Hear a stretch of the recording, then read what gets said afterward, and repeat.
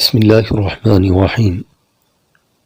حضرت ابو ہریرہ رضی اللہ تعالیٰ عنہ سے روایت ہے، رسول کریم علیہ السلام نے فرمایا، جو شخص جھوٹ بولنا اور دغابازی کرنا نہ چھوڑے تو اللہ کو اس کے کھانا پانی چھوڑنے کی کوئی پرواہ نہیں۔ حدیث مبارکہ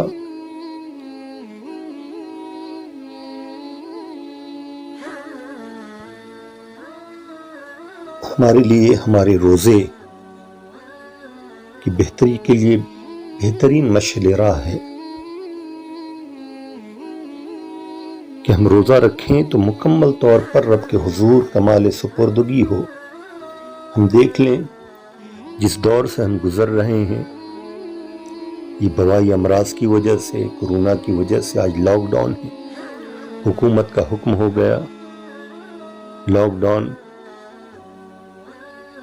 ہماری دکانیں بند ہوں، کاروبار بند ہو، کمپنیز بند ہوں، باہر نہ نکلیں۔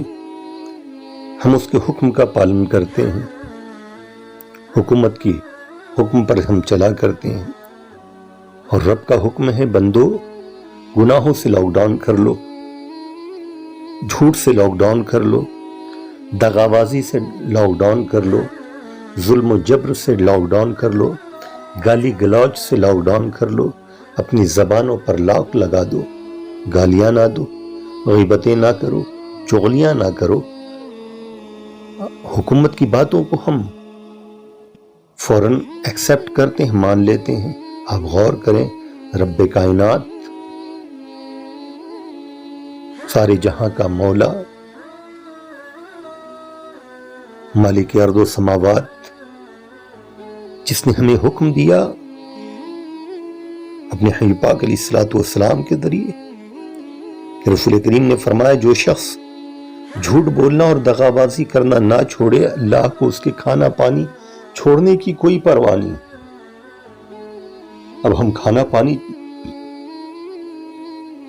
چھوڑ دیں اور جھوٹ سے، دغابازی سے، ظلم سے، جبر سے، بد اخلاقیوں سے، آپس میں لڑنے لڑانے سے، اونچ نیچ دکھانے سے، اگر ہم اپنے آپ کو باز نہ رکھیں تو ہمارا یہ روزہ رکھنا، ہمارا بھوکا پیاسا رہنا، وہ بس یوں ہے کہ ہم بھوکے ہیں۔ جس طرح جانور کو کھانا نہ دیں، جانور بھوکا رہ جایا کرتا ہے، تو اللہ کو ہمارے کھانا پانی چھوڑنے کی کوئی پرواہ نہیں۔ ہم نے بارہا سنا ہوگا دو بہنوں کا قصہ، رسول کریم علیہ السلام کی بارگاہ میں دو بہنوں کے حالات پیش کیے گئے کہ روزے سے ہیں اور بڑی شدت میں ہیں۔ یا رسول اللہ صلی اللہ علیہ وسلم، آپ حکم دیں کہ انہیں روزہ توڑنے کا حکم فرما دیں۔ رسول کریم علیہ السلام نے ارشاد فرمایا کہ دونوں کے سامنے پیالہ لے جایا جائے اور انہیں کہو کہ وہ قے کریں۔ جب انہوں نے قے کی تو لوگوں نے دیکھا کہ ان کی قے میں، ان کی الٹی کرنے میں گوشت کے لوتھڑے اور خون تھے۔ لوگ بہت متعجب ہوئے، تعجب میں پڑ گئے، کیا مسئلہ ہے؟ رسول کریم علیہ السلام کی بارگاہ میں حاضر ہوئے، معاملہ بیان کیا گیا۔ آقا علیہ السلام، غیب دار رسول نے ارشاد فرمایا کہ انہوں نے اللہ کی حلال کردہ چیزوں کو تو ترک کر دیا تھا،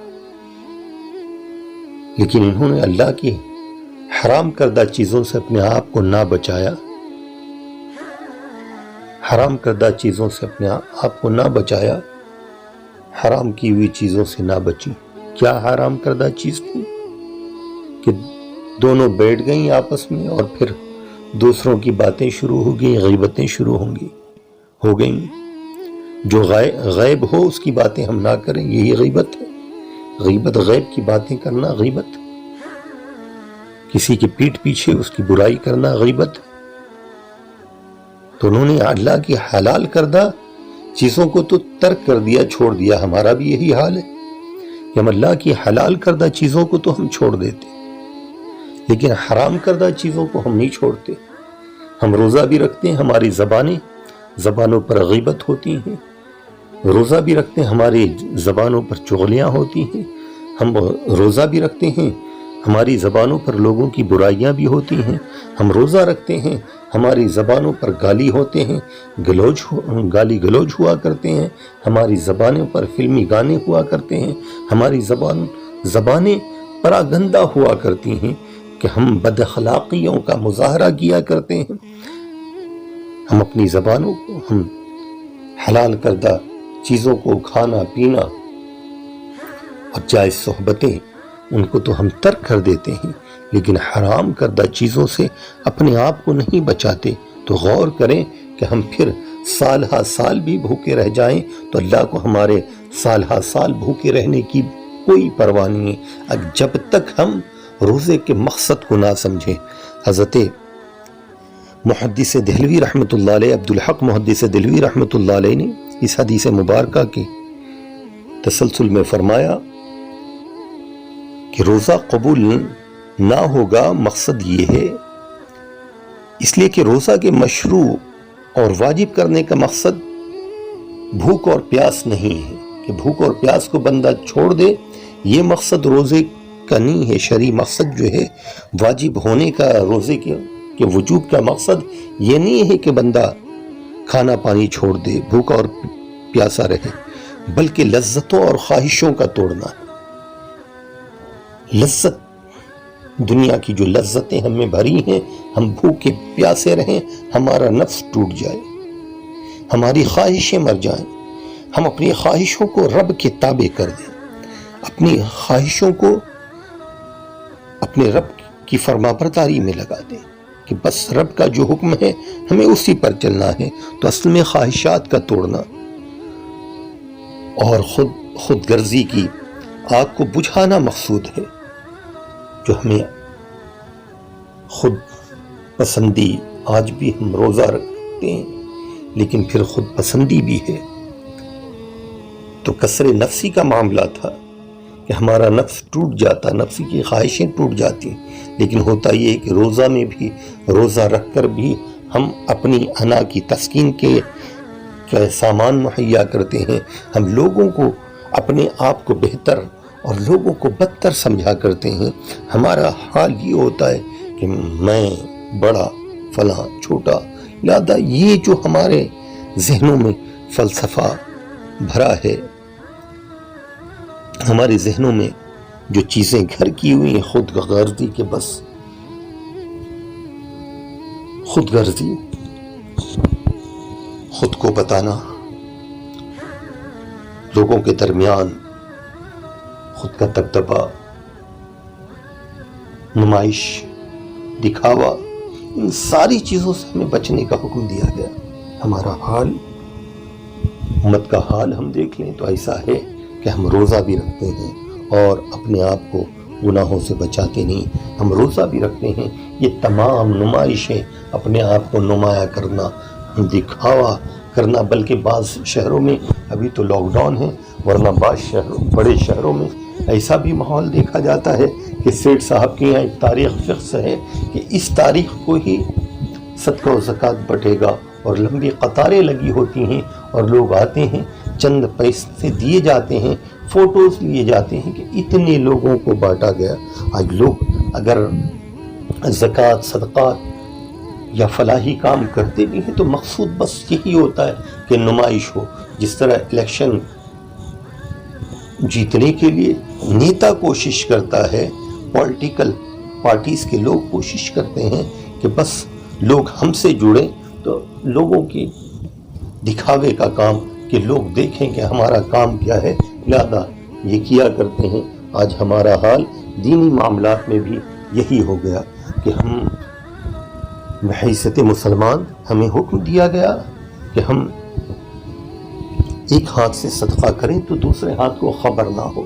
لیکن ہمارا جو طریقہ کار بن گیا، نمائش، ہم 1 پیسہ بھی دیں تو نمائش ہو، ہم 1 کلو اناج بھی دیں تو نمائش ہو. تو ضرورت یہ ہے کہ ہم اپنی خواہشوں کو ماریں، اپنی خواہشوں کو ختم کریں.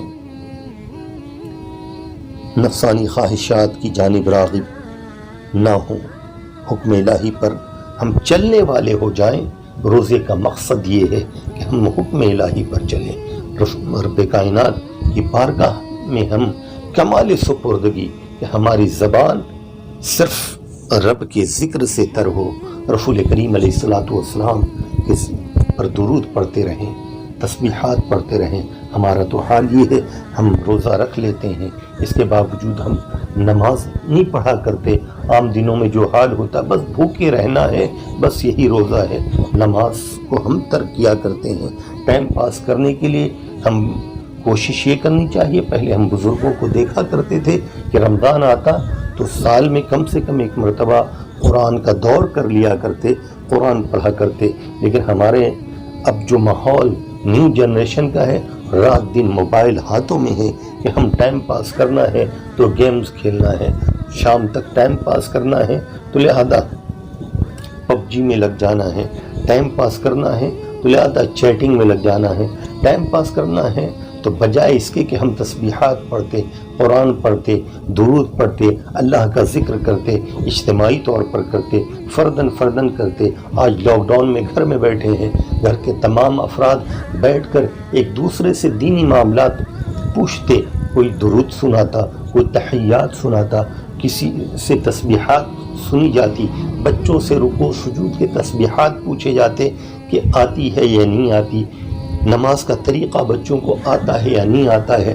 ضرورت یہ ہے کہ اس لاک ڈاؤن کا ہم خوب فائدہ اٹھا سکتے ہیں اور اپنے روزے کو بہتر کر سکتے ہیں، اپنے روزے کو رب کے حضور قبول ہونے والا روزہ بنا سکتے ہیں۔